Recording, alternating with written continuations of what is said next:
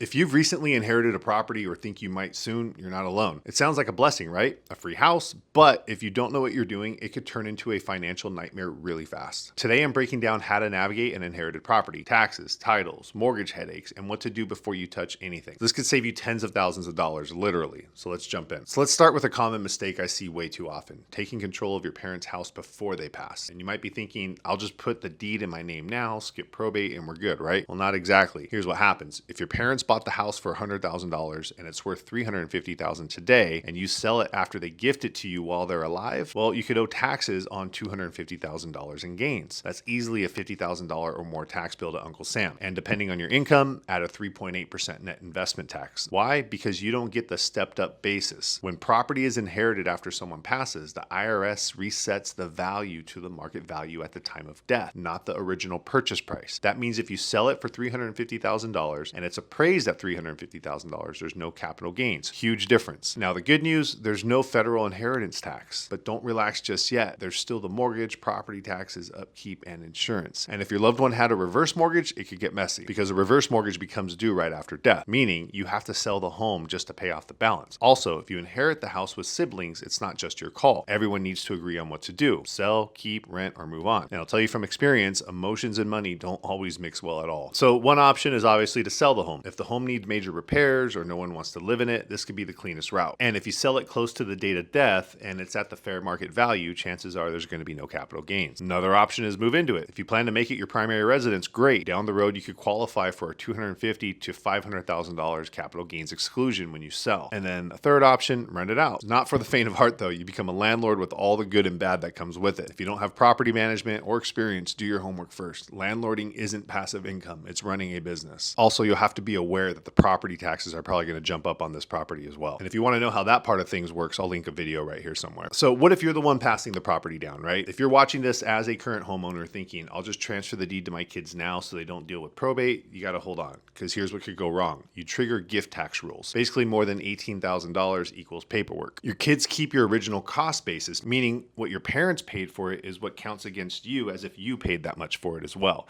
So you get hit with capital gains taxes later on the new value versus what they paid a long time ago. And a gifted property doesn't transfer the mortgage, so the loan is still in your name unless they refinance. Now, they can get added to the mortgage as a successor in interest, giving them all the same rights and control of that mortgage as well, but it won't be in their name. So a better solution is to use a revocable living trust. This keeps you in control while alive and passes the home efficiently after death without probate or tax headaches. There's also something called a transfer on death deed in some states. Think of it like naming a beneficiary on a bank account. It bypasses probate, avoids capital gains, and keeps you in control until you pass. And one more thing, if you or your parents are thinking of qualifying for Medicaid, timing is key. If you transfer the home within 5 years of applying for Medicaid, you could face a transfer penalty and get denied benefits. And remember, giving away the house doesn't protect it from being lost in a bankruptcy or lawsuit. The property becomes vulnerable the moment it's out of your name. So you need to be strategic, not just reactive. And look, I know these topics aren't fun, but handling an inherited home the wrong way can really be expensive. The good news though is with the right plan, you can protect the legacy your loved ones worked so hard to leave behind and keep more of it in your family. And if you're going through this or expect to, drop a comment or feel free to reach out. If this helped, hit that like and subscribe and share it with somebody who needs it. See you in the next one.